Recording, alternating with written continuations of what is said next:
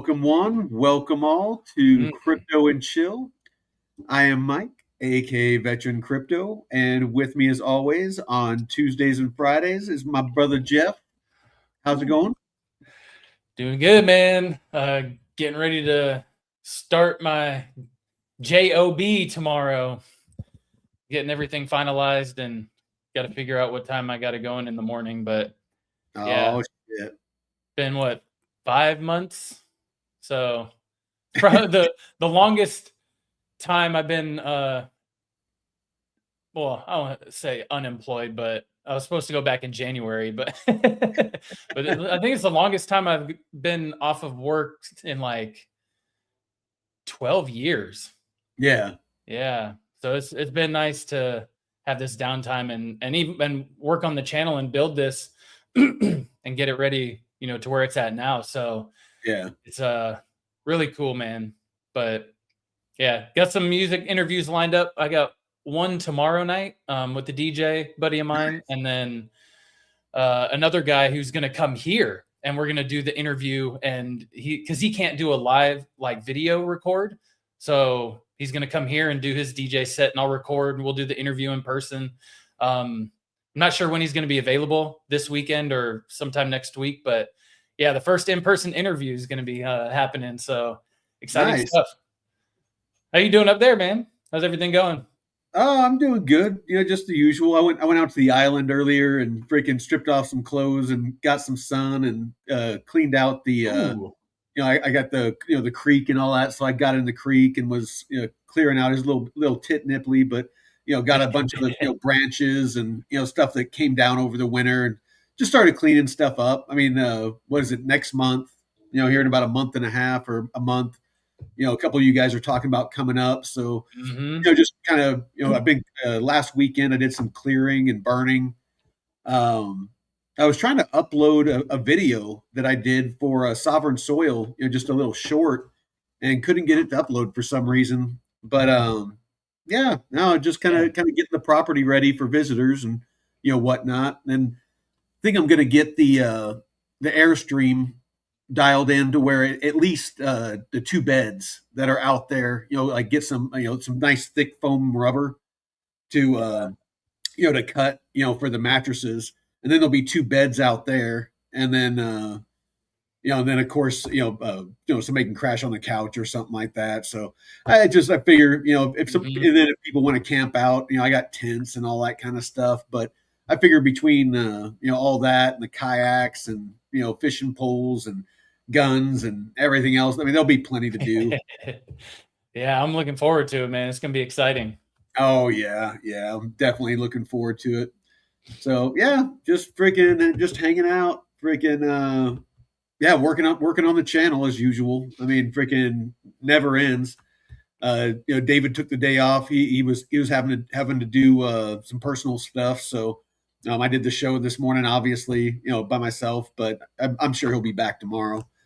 I kind of miss having him for like the technical, the technical aspect, where he can get into Mhm. the charts and the TA, and it just he has such a depth of knowledge. It really is nice. Like me and you do really good when it comes to like deep dives and doing research, and he does really good with having a deep understanding about tradfi and DeFi and crypto Mhm. and the markets and charts and the more technical aspects of crypto. Yeah. Yeah. And I'm really excited to see that interview you guys have with Dagnum on Thursday. Yeah. I'm always excited to talk to Dagnum. It's just he's such a smart dude, and he's kind of a low flyer, but he is very, very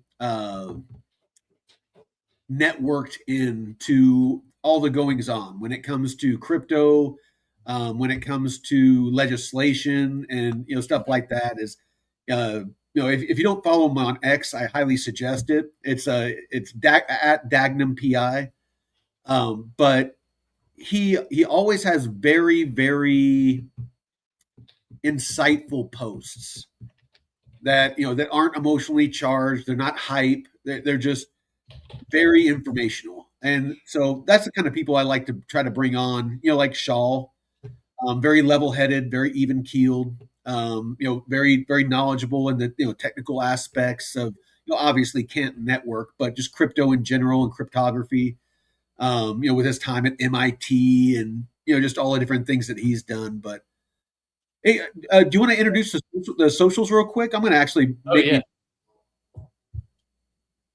Yeah, and also Dagnum's great at addressing FUD. That's yeah. I'm gonna share my screen. Yeah, he does a great job at breaking it down and just bringing a clear mind to it. But yeah, we appreciate everyone here joining us here at the Node channel. We're getting a nice boost in the subscribers, man, during this bear market. We're yeah. we appreciate everybody out there tuning in to all the shows here at the Node channel. Sunday through Saturday, every day of the week, we got something for you. Monday through Friday, 9 a.m. to 11, we got the actual Node show where Mike and David go through interviews, education, and investment news. Really awesome stuff. My segments Monday, Wednesday, Thursday on the Blockchain Report at 11:30. Crypto and Chill Tuesdays and Fridays, 5 p.m. This is all Pacific time, so add 3 hours for Eastern. David's daily market wrap up and private coaching is at 1 p.m. Pacific. Mike has the Sovereign Soil with Drew from the Blockchain Basement. And tell him about what he's doing with Ellie.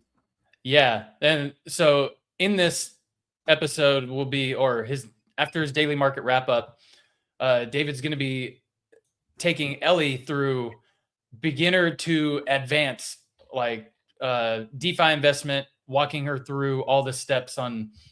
He's going to send her 100 USDC and some ETH, and they're going to go into setting up a wallet, looking at different DeFi investments and liquidity pool strategies, like from the very basics on how to deposit liquidity, lend, borrow, all that. So it takes somebody who is a complete beginner, and it's easy for people to follow along, because if you don't know anything, it's like, for me, I know David said it for himself as well. It's very helpful to go through the steps, like by doing it instead of just, hearing it.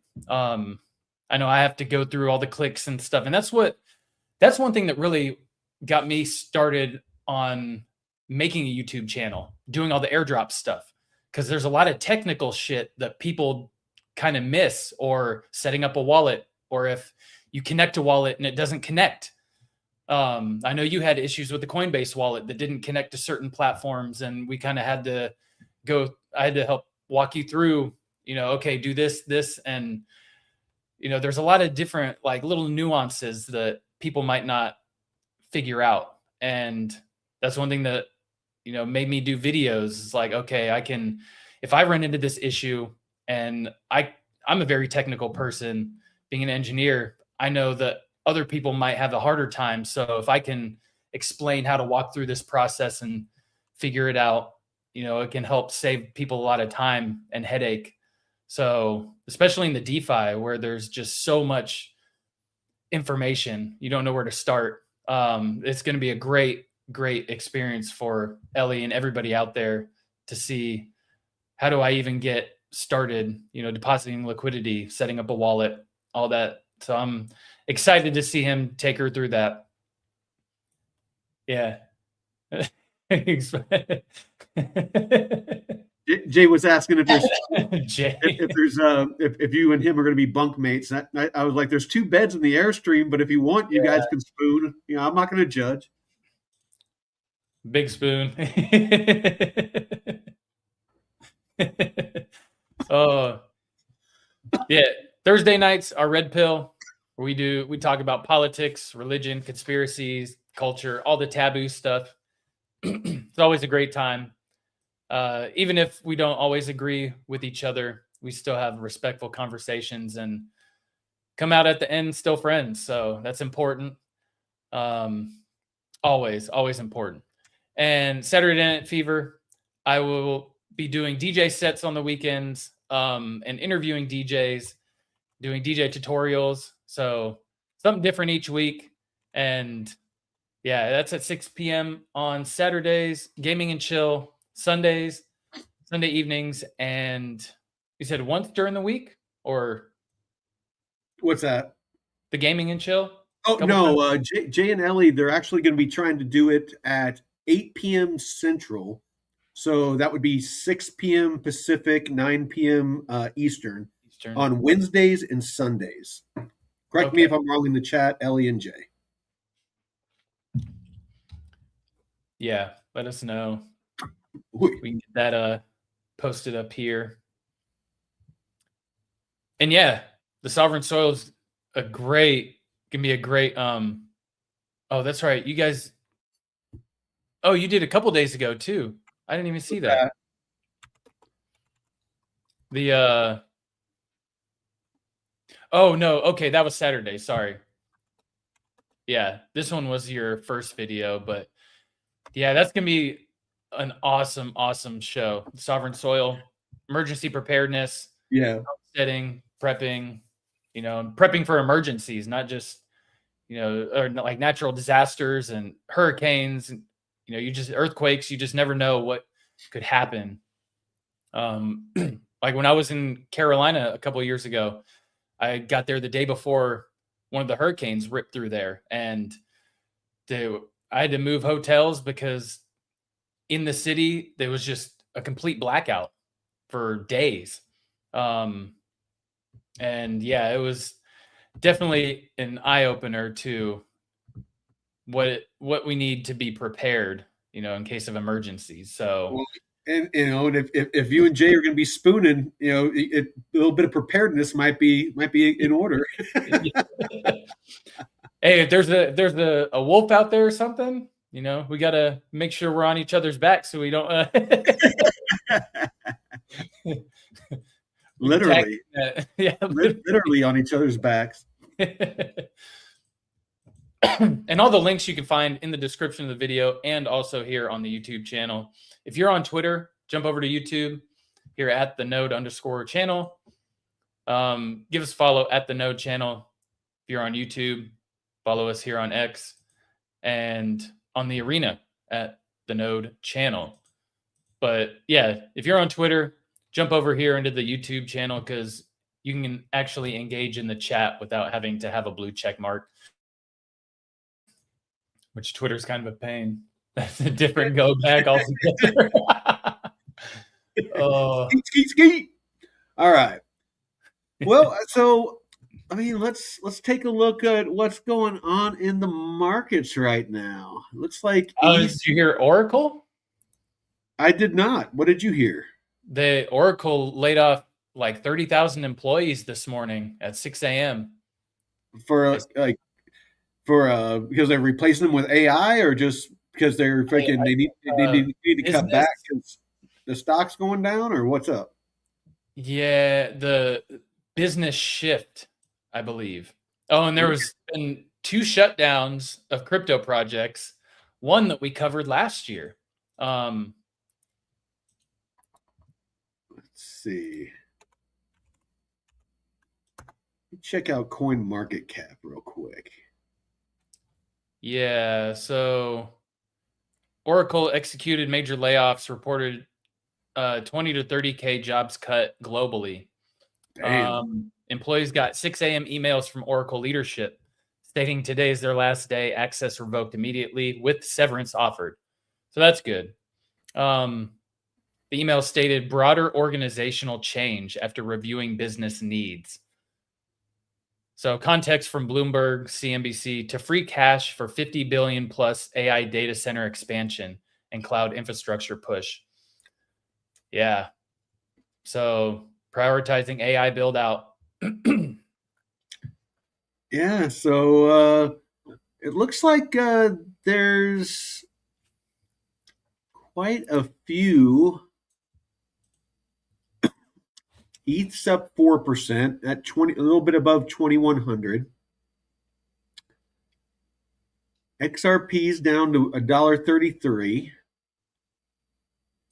Let me see what else is going on. So it looks like, looking at the chart, Ethereum has support around 1980, $1,980. Looks like support right now for ETH that it needs to hold. Yeah, I got it Uh, right here. Oh, that's the yeah, 2 hour.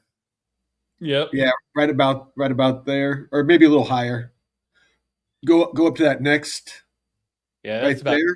2K. That's 2K or That's 2K. 2020. Okay, so that's the psychological level, and then there's that support down lower. Yeah, this 1850 right Well, here. that's down a little bit further That's still, down but under. yeah, That's in Bumpkin's neck of the woods. right south of the border. It looks like, oh, that distribution, that 2.2 billion FTX distribution, it went out to creditors today. So markets are bracing for a potential supply overhang as creditors may liquidate their returned assets, historically leading to 5 to 8% drawdowns. That's what me and David were talking about when we covered this in the news. Was it yesterday? Yesterday was with the distribution. That with 2.2 billion, basically they're getting paid out. Like if they had Bitcoin or Solana or Ethereum or whatever, they're getting paid that at like the last bear market lows. So I think it was like 16 or 17K is like if you had one Bitcoin, you're not getting the 60 or $70,000. You're getting No. like $16,000. Yeah. What was that? Right here. The yep. Yeah. Yep. So, you gotta think that there's gonna be a lot of people that are salty. They're just like, fuck crypto, I'm out of here. Because they missed out. I mean, can you imagine if you lost like all your Bitcoin on in the last bear market with FTX and had to watch that pump that Bitcoin had all the way up to like 125 from like 16K Uh-huh. and not be able to do anything, not be able to cash it out, not be able to, just because it's frozen. There's Oh, nothing you can do. dude, my buddy had like $10,000 worth of Bitcoin in Mount Gox when that got fucked. So he was like, bro, Imagine what that fucking 10K of Bitcoin would be worth now. yeah, Even with it being down like this. Because yeah. Mount Gox was like one of the first, if not the first, Yep. instance like that. I mean, what was it like? Bitcoin was at like at $100 or something like that. Oh, something. Yeah, it was definitely under $200. Yeah. So imagine going from $100, that's 1,000x to 100K, just for round numbers.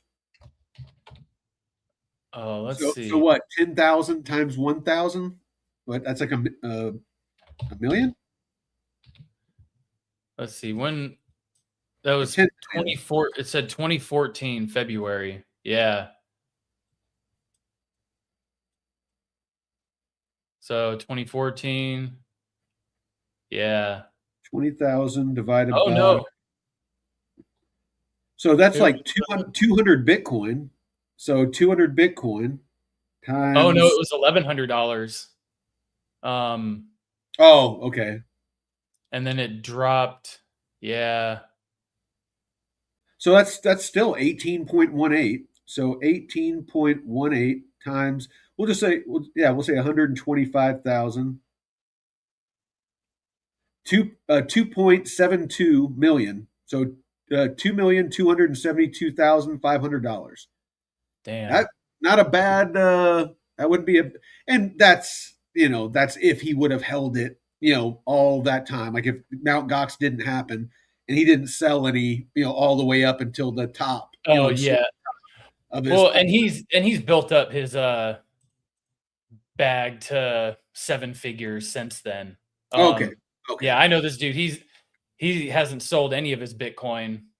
He's just been accumulating even since then. He's Smart dude. I yeah. wish I was that smart. Yeah, he and that's what I'm saying, man. Like this dude kind of grew up in the ghetto. He hustled. You know, me and my little brother went to school with him, and he's like early 30s, but he hustled, got out the game, and started some of his own businesses. And he started one a couple years or last year, doing government contracts for like parts, um, bidding on like buying parts and like nuts, bolts, like all kinds of shit, you know, and bidding on government contracts and shipping stuff out. So he's a smart guy. He's got all kinds of trucking. He owns a few, not 18 wheelers, but box trucks that he has people drive, and very, very smart dude. So yeah, tell me you can't get out your situation. You know, you just got to find a way that works for you, and just fucking work, man. Oh, hold on one sec. Got no excuse. I am looking up. Looks like there was a compromise on the Clarity Act for stablecoin yield. So it looks like the compromise surrounding stablecoin yields within the digital asset market Clarity Act represents a pivotal shift in how the U.S. government intends to regulate the intersection. For months, the legislation was stalled over fundamental disagreement whether a stablecoin that pays yield or interest to its holders should be regulated as a payment currency, like a digital dollar, or security like a bond or stock. The SEC stance originally, the SEC argued that any stablecoin providing a return, whether through direct interest or profit sharing from the underlying reserves, constituted an investment contract. So when we have a savings account, that's an investment contract. Is, you know, I mean, that's basically what they're saying. You know, profit sharing. I mean, if they are paying you any kind of interest on your savings account, even if it's 0.07%, Yeah. it's the same fucking thing. They're just paying more. Yeah, I've never actually looked into the savings account contracts for a bank and seen if it's actually stated as an investment contract. I never thought about that. I never thought about the savings account being an investment contract before, because Well, you don't really. the thing is, though, is I don't think it is, because what's the difference? You know, I mean, the SEC saying that, you know, putting your stable coin on a decentralized exchange or on Coinbase or something like that, and you're earning yield, that's an investment contract. If I'm depositing my liquidity and they're lending it out or whatever to pay me yield, it's the same fucking thing as me putting my money in a savings account. Not a damn thing different. Yeah, just a lot better they're return on your investment. They're also corrupt, dude. That's fucking, oh my gosh. They're just trying to protect banks. That's all it is. They need that fractional reserve lending to not collapse. Yep. It says the industry pro crypto stance. Issuers argued that stablecoins are primarily tools for liquidity and payments. Treating them as securities would effectively ban them from being used in daily commerce and peer-to-peer transactions due to the legal friction of transferring securities. Agreed. Okay, so the compromise, a two-tier framework. The current compromise, which has allowed the bill to move forward in committee, creates a bifurcated system based on how the yield is generated. The pass-through yield, bank-like treatment. So if a stablecoin issuer generates yield from low-risk reserves like U.S. Treasuries and passes through that yield to holders, it will not be classified as a security. That's convenient. Instead, these issuers will be regulated by a newly created federal oversight. Oh, great. Another fucking federal oversight fucking that is going to require fucking its own funding. Yeah, lovely. Wow. And that's going to be a part of the Federal Reserve, similar to narrow banks. The requirement, the reserves must be one-to-one backed by highly liquid dollar-denominated assets. oversight. They must undergo monthly independent audits. The DeFi and algorithmic yield, security treatment, stablecoins that generate yield through lending protocols, RE hypothecation of assets, or algorithmic balancing, where yield is a reward for maintaining the peg, will likely still fall under SEC jurisdiction as securities. Of fucking course. You fucking pieces of shit. Reasoning. The government views these as higher risk investment products where the value is dependent on the managerial efforts of a protocol or company. So what the fuck is the difference between USDC that is being held on Coinbase or in a bank account, with a bank, and USDC that I put on a DEX? There's no fucking difference. No, they just want that control. Dude, it's such fucking bullshit. I'm getting so close to just wanting to freaking move to another country, get dual citizenship or something like that, and just move to another country and just be done with this.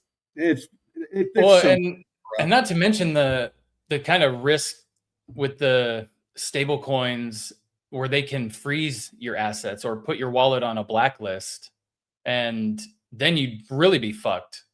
They can do that. They can do that with a bank account. Yeah. But Bitcoin itself, they can't necessarily do that. No.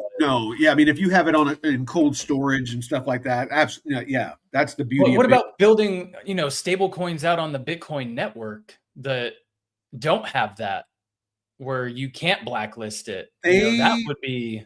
I was reading somebody is talking about. I think OpNet was talking about launching a stable coin on the Bitcoin network. Yeah, because I know they're launching DeFi, and you can't do DeFi without stable coins.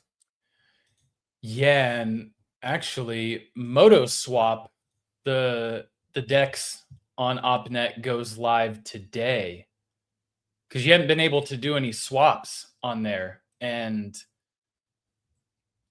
yeah, they haven't made an announcement, but MotoSwap was supposed to launch their swapping feature today. So, but all right, well, let me finish reading this. Let's see what other corrupt ass shit they're doing.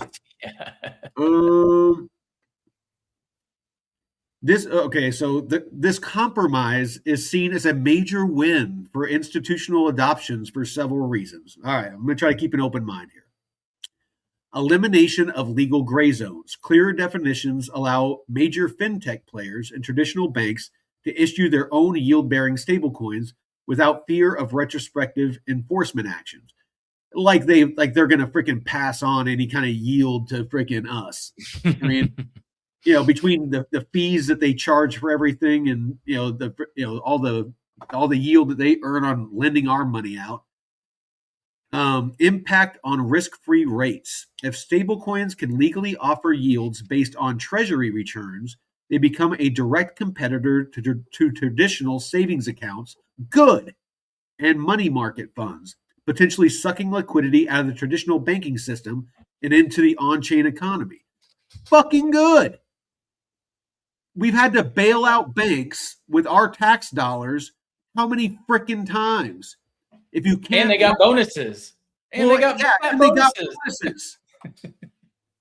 You're earning all the yield on our liquidity. You're charging us fees for the honor of allowing you to hold our liquidity and earn on it. Overdraft fees, maintenance fees, ATM fees, out of network ATM fees, you name it. And we're supposed to give a shit if you go out of business. In DeFi right now, you can get almost any size loan that you want. You can get $1 million loan as long as you've got collateral. Mm-hmm. What do we need a bank for? You have a place you can. There's safe places to deposit your stable coins. You can put them in a cold storage wallet if you want. But in DeFi, in a bank, you got to go talk to some Karen sitting behind a desk, and convince that person that you have to freaking You have to have tax returns, like a couple of years of tax returns, and basically, like if you're trying to get a business loan, they're gonna freaking go up your ass with a microscope. Mm-hmm. In Yeah. DeFi, if you got the collateral, all you got to do is just go on there, put it up as collateral, and you can have a loan in a couple of clicks. Yeah, it was right around COVID or a little before COVID. I had a personal loan and I had to use my car as collateral. Yeah. So, and they needed all these documents and stuff, and yeah, it was a pain in the ass. But if your car was tokenized, you could have used it as collateral. Yeah, you just do it all right there. But yeah, having to deal with somebody and then they have to call people, and it was just like this whole thing, But like you said, you can go on there, not have to deal with anybody, do the whole process automatically, and dude, you don't have to. I just thought of a business idea. Oh, if you worked with one of the tokenization companies and you tokenize, because like they already did it in California, and you tokenize titles, people could come to you. They send you the title, you tokenize it, they can get a loan and keep the car, but if they default, you repo the car. Damn. Should we talk to Colin about that? Because he knows people on AVAX, and AVAX is the one who worked with the California DMV I might. And I have my brother. He's a part owner in a couple of car dealerships in Southern California. Oh, so, yeah. I could talk to him because he would do a pilot program. What's that? Do a pilot program. Well, that's what I was thinking. Basically do a proof of concept where I get it all set up, and then maybe work with him to since he has the dealerships and stuff like that, and has the connections for like tow trucks and all that kind of thing, that basically start to where we only give loans in Southern California, and and prove that it's a working a workable model. Prove that the tokenization and giving the loan, and they get the money, they keep the car. If somebody defaults, we have the network in place to go and repo the car. Having the dealerships, I could even maybe talk to him, and if he couldn't do it at his dealerships, he knows other dealers, and basically just get discounts on doing a recon, so reconditioning. So basically they go through and they clean up the car and give it a tune up and make sure it doesn't need any repairs and stuff like that, and then you can wholesale it to dealers for their used car section of their dealership. Dude, that would be great. That'd be really cool. All you listening out there, don't be taking my idea. You be taking it. It's going to put a ball gag in your mouth. That's right. Keep talking. make you a gimp. Yeah. All right. Oh. What else we got going on here?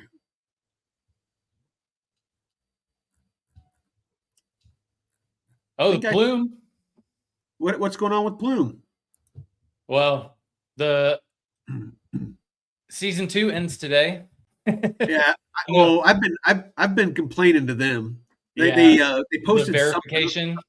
That you need like a human passport, and I'm like, that's fucking bullshit. So basically, all of us that have been using a VPN to participate, now what? We're not going to get our fucking airdrop or our rewards for spending all that money, jumping through all those little hoops to freaking provide liquidity for rickshaws and all kinds of freaking shit.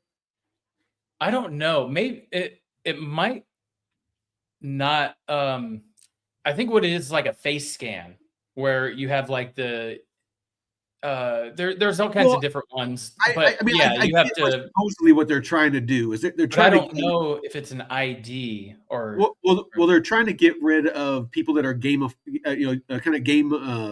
the system. That create multiple wallets and get multiple spins, and they basically increase their point earning. but it actually said that you had to show a human passport. Fuck. So you got to show your fucking passport, which has your nationality. And so, like, even if you're, like, say, a U.S. citizen living abroad, yeah, you can, you could use the portal and stuff like that, in most countries. But if you're a U.S. citizen, what are they like not gonna fucking award you your airdrop? I don't know. I hope this works. Oh, It's your the Palau, Republic, my your your, Palau. your Palau, your Palau citizenship. Yeah, Honestly, it probably would. my digital ID card. Yeah. Yeah, and they have new packages now where you can have like a actual residence set up there, like with an address, mailing address, and everything. But I think it's like $1,000 a year. But oh, and also Plume announced this earlier today. Pretty cool. Payroll tokenized. They're rolling out first with Use Toku and Wise and Wisdom Tree Prime. So eligible Plume contributors can now choose to receive a portion of their salary in shares of a regulated money market fund. So tokenization becomes true infrastructure when it integrates into familiar financial workflows. This is how real world assets integrate with our everyday lives, starting with something as simple as getting paid. So payroll meets real world yield. We'll see. I mean, Yeah. I still have all my Plume. I mean, I still think it's a great project. I mean, I think their marketing sucks. They haven't been using that stupid cartoon bird for a while. It's just the feather, very professional looking logo there. With the feather and plume. So that's a good thing. But no, I mean, I still have all my Plume. I think it's a great project. Purpose built. RWA tokenization, DeFi. Layer one, and it has great connections. We've shown the kind of bridges. That where you can move liquidity between like Base network and Plume network. Through Morpho. There's a lot of really good things going on with it. It's just a matter of if it can weather this fucking bear market. They've been a big part of legislation in the U.S. A lot of the meetings and stuff like that's been going on in D.C. About regulation for crypto. They've been sitting in on those meetings and giving input. So I mean, they're in the room. That's more than most projects. Yeah. Definitely not. And Coinbase. Well, and I'm definitely not saying run out and ape in. I mean, with it the way that the price has been, it might be a good time to get like a small bag just in case. But yeah, I wouldn't go like freaking FOMO into it. But yeah, I mean, because it could go lower. I mean, David's been talking about for a while that the that Bitcoin could still go to like the 50-40 range, and if it loses that level, it could go down into the 30s. And if that happens, I mean, altcoins are going to freaking hemorrhage. Yep. Yeah, we got it right here. I mean, you can see it's starting to look like this from 2 years ago. Yeah. So if it loses that 50,000 level there, it goes into the 40s, and you see it range there for a minute. So that's a line of support and resistance. And then if it loses the 40,000 level, it can drop down to that 30,000 level. So, and most people seem to think that 30,000 would be the bottom. If it ended up going to 30,000, that would be the bottom. And there's nothing saying it's going to 30,000. It's just they're saying that it's a possibility.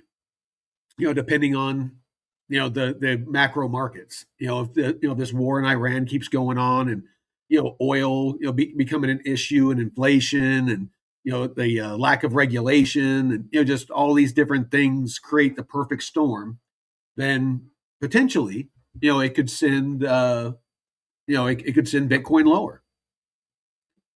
Yep. And if you look at this run from 2024 up to the beginning of this year, Pat my uh, crotch. Did Aubrey post up just to see if I would request to deport all liberal women? oh Oh, Pat man. my crotch. Well, I don't know if she's liberal because she said she supported. Yeah, Yeah, yeah. And you know what? I say screw them all. The freaking yeah. politicians, Democrat, Republican, at this point, I don't fucking care anymore. They all need to go away. Hmm. Term limits, vote them out, remove them, whatever. They obviously are not working for we the people. It is obvious. Like, I don't know what they're doing. Like, if there's an asteroid, like they know there's an asteroid coming. And so, they're like funneling off a bunch of money to build underground bunkers or something because nobody's this fucking stupid. I mean, they took a country that had a surplus, not a deficit. Like back when Clinton was in office, I'm wanting to say we had a surplus, but we didn't have a national debt. I could be wrong, but I could have sworn that was the case. And No, I think we were still in debt, but he balanced the that's budget, what it and was. yeah, Yeah, he he balanced the balanced the budget, budget. and Yeah. then Bush kind of took that. Well, there was that, and then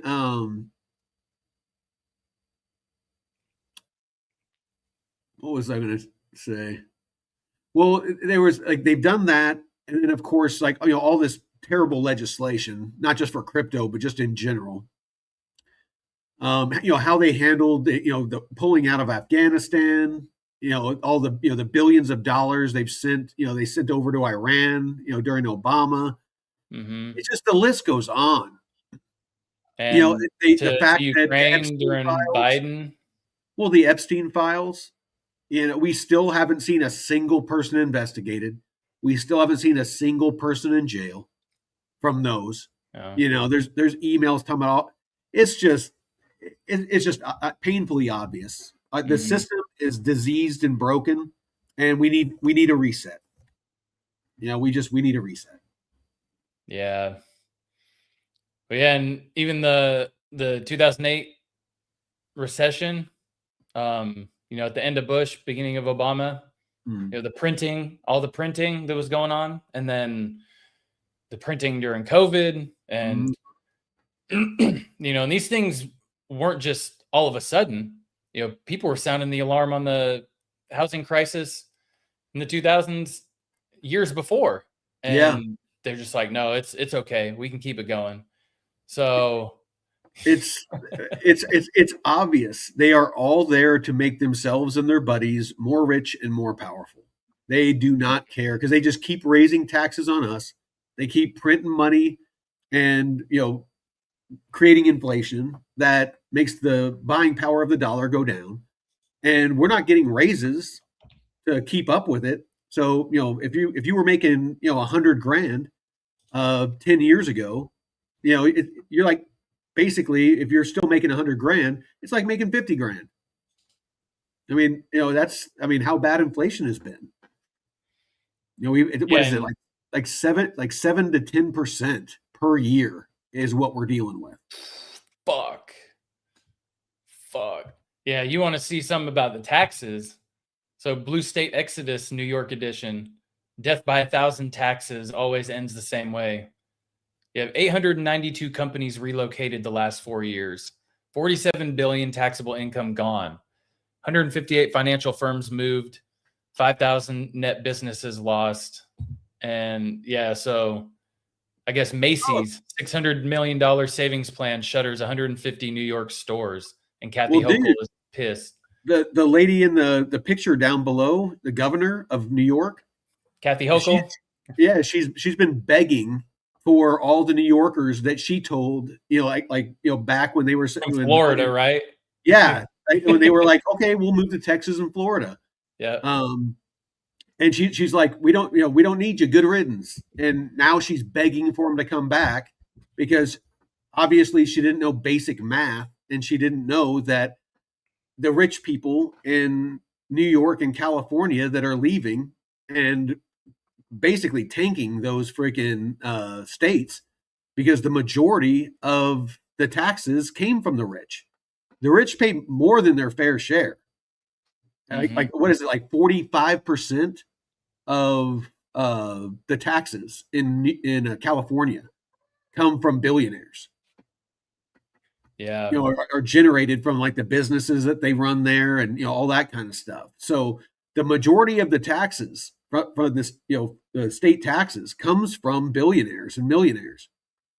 So yeah, they basically drove them all out, with their socialist policies, and now they're having to cut funding. I think that one state, I forget which one it was, they had to cut the pensions of the state retirees because they're basically, I want to say maybe it was New York City, that they had to raid those coffers because they're out of money.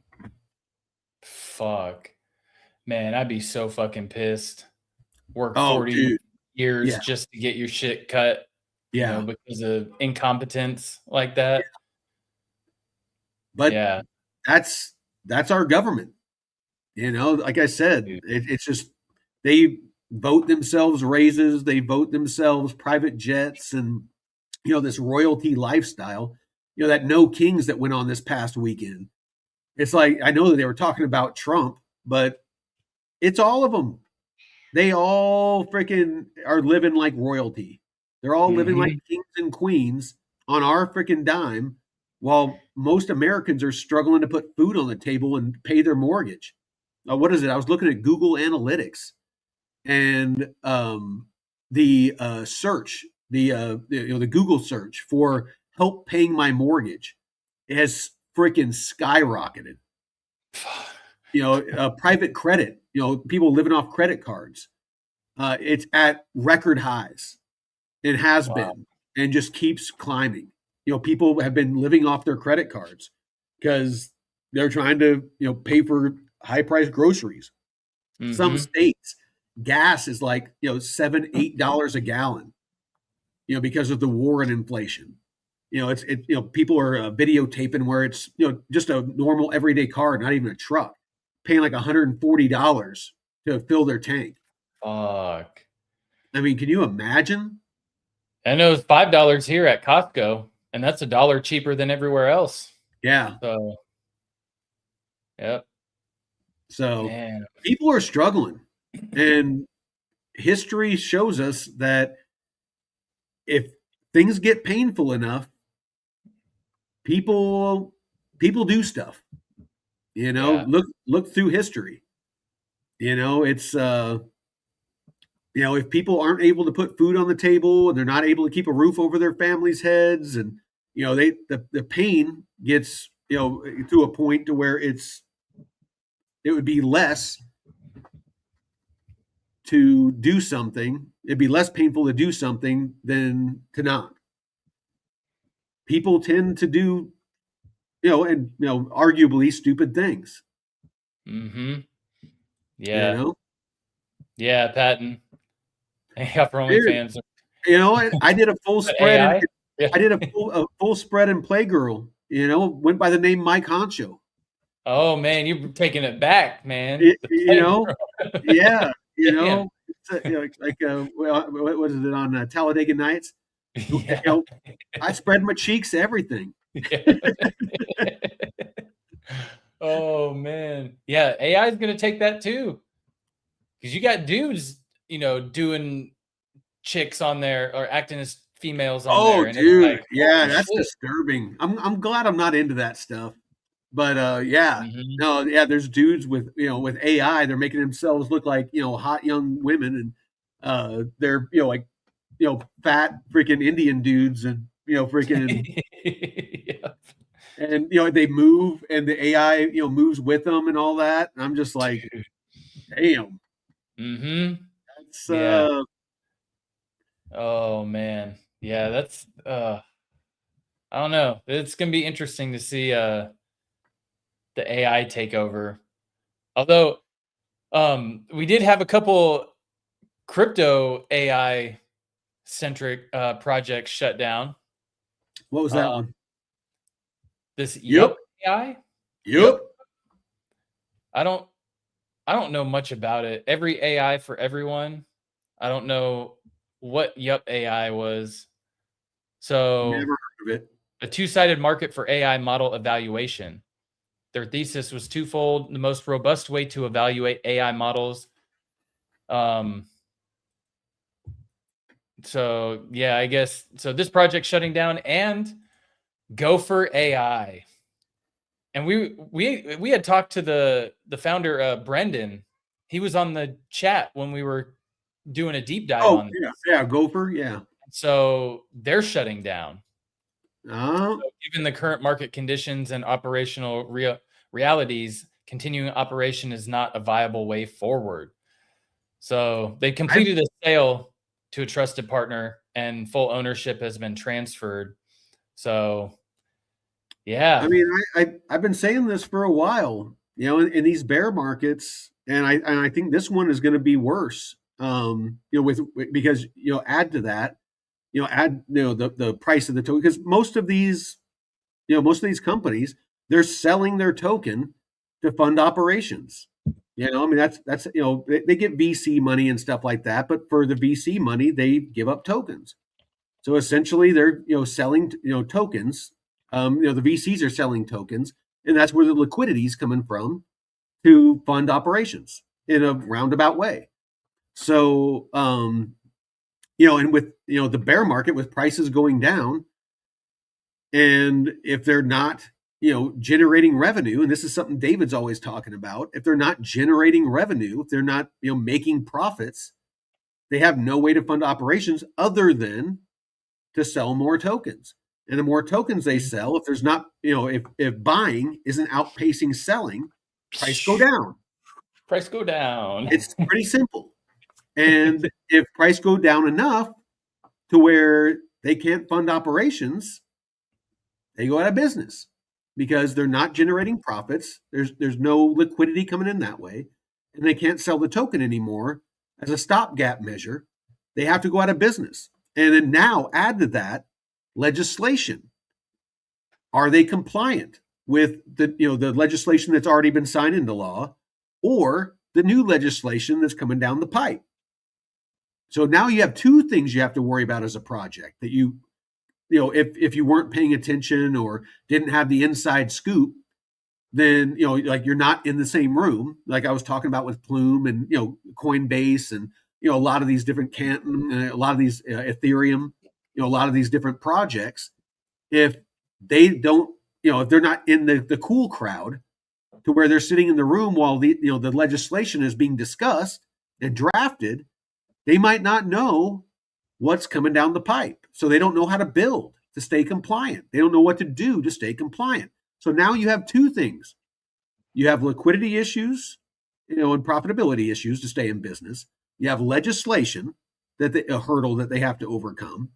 And then not to mention just day-to-day business operations, hiring the right people, making sure that you're, running the company, efficiently and effectively.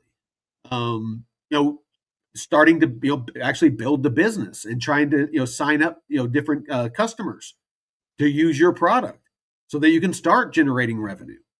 It's a saturated market. There's a lot of projects out there vying for the same use cases, the same pain points. So there's a lot more hurdles now than in past. And I mean, look at the explosion of projects out there. I mean, there used to be like tens of thousands, maybe hundreds of thousands. Now there's millions. Coin market cap. Currently, there is A lot of that's the meme coins that were just, the pump.fun, where you can just create a token and fucking, I'm gonna shoot this fish if you don't pump my token. there is 47.57 million different cryptos out there. Oh my god. Granted, a lot of those are meme coins, but 47.57 million. Let's say 10, not even 10%. Let's say 1%. So what is that? 40,000? Like 1% would be like 40,000. Say 1% of those are legitimate businesses vying to do blockchain No, shit. 400,000, right? Because you said 47 or 40 million. Yeah, no, And you're right. You're 40 right. Thank you. 4 Thank you. million, Thank you. and then Um, yeah, so 400. yeah, Shit, so 1%, 1%. 400,000, even worse, 400,000 projects out there. If just 1% of the crypto projects in existence right now are real businesses trying to solve pain points and issues in the current financial system or whatever, cross-border remittances and payments, tokenization of real-world assets, DeFi, whatever. Say there's 400,000 of them, which I don't think it's that high. Now, out of all of those, how much business is there to go around? Mm-hmm. Or projects like, how many of those are projects like EOS that are pretty much faded away, that are still active, but they don't have any revenue? Or like, let's say, what is that? Monad, Celestia, all these layer twos and Cosmos ecosystem plays that don't have any volume or that make $1 a day. It's like, But that's why we've developed, here at the Node, we developed, kind of that checklist and it's just something that we tell you. It's not like it's a guarded secret, that you have to, pay us to be a part of our community to, get the inside scoop and all that. This is stuff that we say all the time. Is treat it like an actual investment. Mm-hmm. The token that you're buying, does the company do anything real? Do they have proof of concept? Do they actually have customers that are paying them money to use their product? Do they generate revenue? Number one. Number two, is there a mechanism in place or part of the tokenomics that allow those profits and that revenue to somehow make it to token holders? Because if not, you're holding a fucking meme coin. You're wearing the jersey of your favorite football team. You're a fanboy or girl. That's it. You're hoping that it becomes a collector's item of some kind and that somebody will come along and pay you more than you paid for it. That's it. Mm-hmm. It's not a security. The SEC versus Ripple. That solved it for a lot of things. And a lot of the legislation coming out is saying these aren't securities. That's not a good thing. I thought it was, years ago, until I started, really digging into the legalities of a lot of this stuff. And that's why I sold my XRP, because I thought that buying XRP was basically investing in Ripple. I don't want to just buy a gas token. I was wanting to invest, because what I did with a good, a portion, not a good portion, but a portion of the profits that I made when I sold my XRP was I bought into the pre-IPO for Ripple. Now that company went under and declared bankruptcy, and now I'm waiting and hoping that, like FTX, that I get that money back. But I have to wait. It's like $2,500. It nothing crazy, okay. But it's still $2,500. But that's what I thought I was investing in when I bought Ripple. But Judge Torres ruled that retail sales of XRP and like tokens are not securities. There is no legal contract between the company and the token, and the token holders, that they are guaranteeing any kind of profit. They're not legally obligated to ensure, to do the things that ensure that the price of the token goes up. Because that's what, companies with stocks are legally required to do. Yep. And so it wasn't a good thing. That it was a good thing for Ripple, because they didn't get the fines and the fees and, all that stuff. But that's why they paid hundreds of millions of dollars, selling XRP, on the heads of retail while XRP was being hyped. They were funding operations, part of which was the hundreds of millions of dollars in legal fees to fight the SEC. And it was ruled that XRP is not a security, so they don't have to pay all those fines and fees, and they can keep dumping the 1 billion XRP that unlocked from escrow each month. Sorry, not sorry. We're here to tell the truth. And again, I always give this disclaimer: if anybody from the XRP army wants to come on and have a mature, fact-based debate about the merits of XRP, if you can present information, facts, data, logic that prove me wrong on anything I've said about XRP, I'll admit that I'm wrong. But I have yet to have anybody take me up on it. Not a single person. Jeez. And that's something. I've been saying this for over a year now. How long have were we doing DeFi, crypto, and airdrops? Mm-hmm. I regularly talk about XRP, and the reason being is it's a perfect example. It's a massive market cap. It's number 5 by market cap, and it's hyped all over social media constantly. And there's no reason for it to be $1.34. It's a gas token. Mm-hmm. RLUSD took over most of its use case. I know that a lot of people tune out, on whenever I talk about this stuff because they're XRP holders, but I've converted a lot of people. Crispy in the chat today, he sold the last of his XRP. On the Arrow. Yeah, and I think I think he's going to put it in an Arrow lock. Time will tell if that was a smart decision, but I'd feel a lot better because look at what Arrow is building out and what comes with that token utility versus XRP. I mean, that's at least with Arrow locks, you're earning 20% like minimum so far, 20% APR in yield or APY. Oh yeah. It's been as high as 30%. And with this new platform that's launching, it's supposed to be more efficient, capital efficient. They're not doing epochs anymore. I just did a deep dive on it today. Well, I wouldn't say deep. It's a deeper end of the shallow end dive on kind of what's coming with the new Arrow platform and the new Arrow token. Epochs are going away.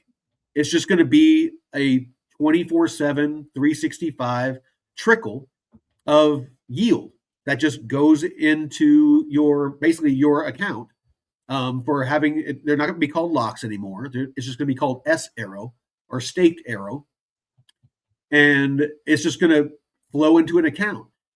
You can use autopilot, and you can configure it to where you can either auto compound it back in to your Arrow stake, or you can choose to convert it into stable coins, into Bitcoin, into whatever, automatically is what I've read.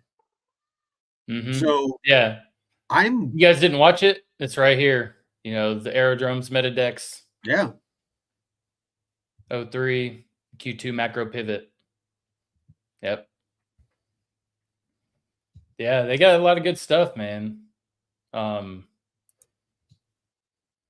Oh, check this out. Oh, Pat McCrotch, Drew's dad. I'd add it. Is it decentralized? 20,000 accounts control 60% of the crypto market right now. That I did not know. I'll have to look that up because if that's true, they have fudded out.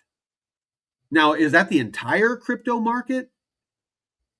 Because that's insane. That means that they've fudded out so many people that big money and institutions and governments now own 60% of all crypto. Jesus. That's in a way, that's kind of bullish for those of us that have held on to our bags. Yeah.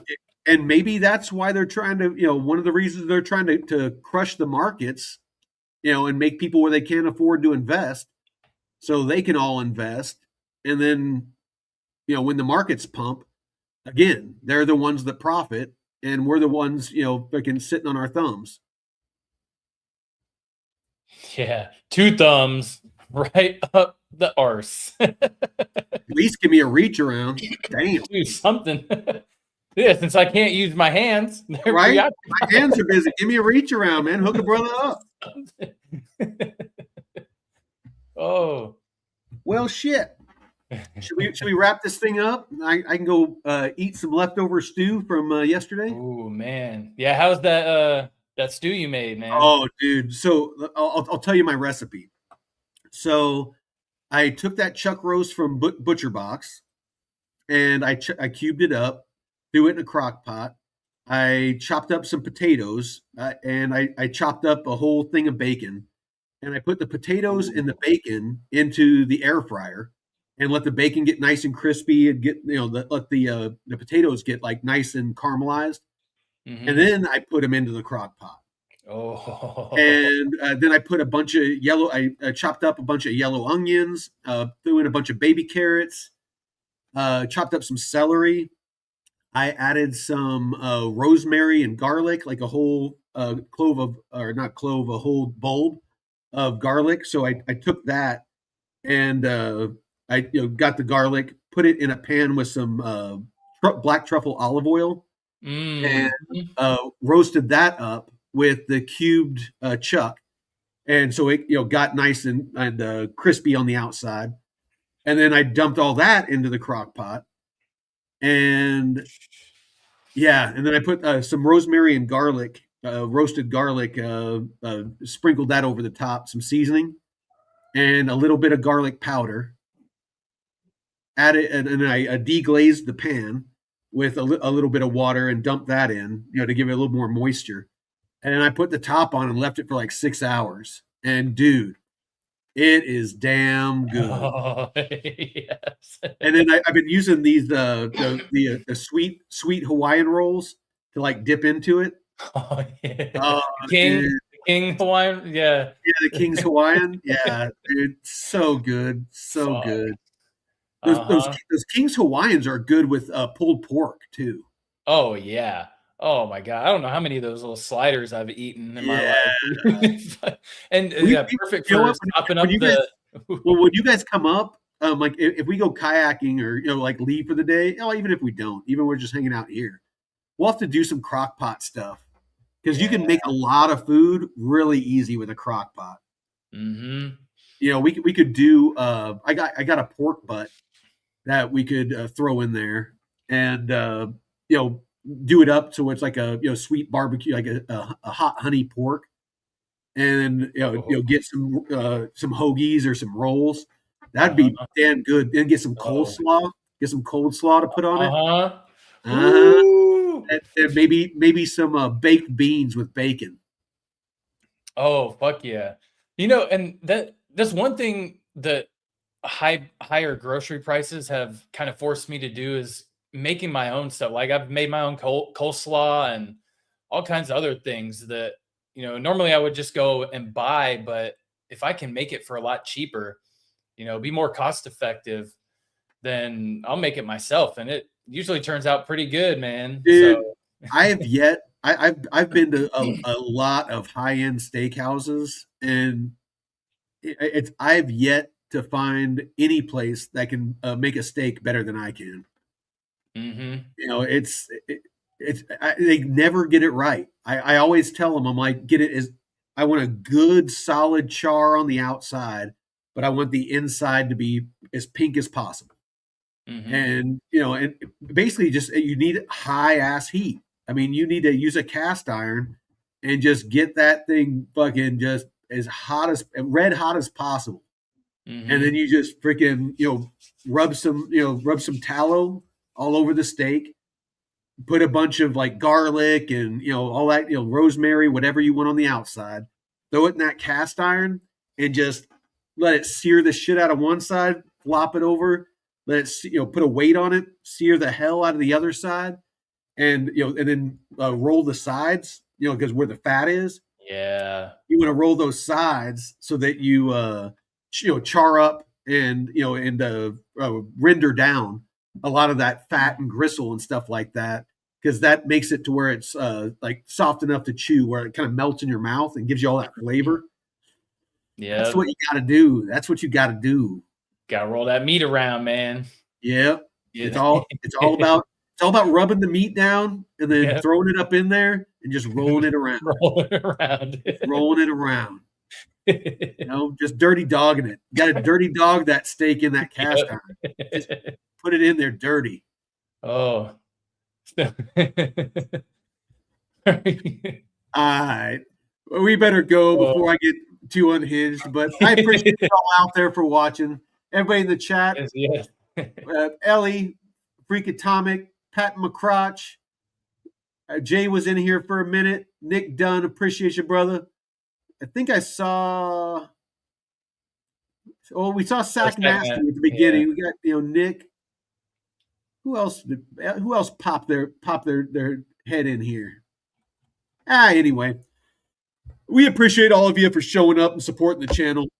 Yes. Especially with all there's not a whole lot going on right now. I mean, we do a pretty good job of fleshing out the meaty nuggets, the buttery pieces of popcorn. Mm-hmm. We don't feed you the dry pieces of popcorn. We make sure we get the salty, buttery pieces for you. Keep it tasty.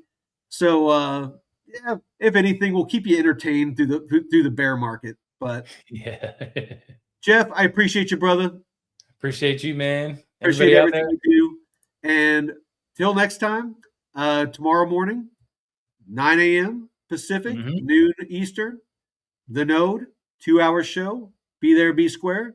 And until next time, Veteran Crypto out. Peace.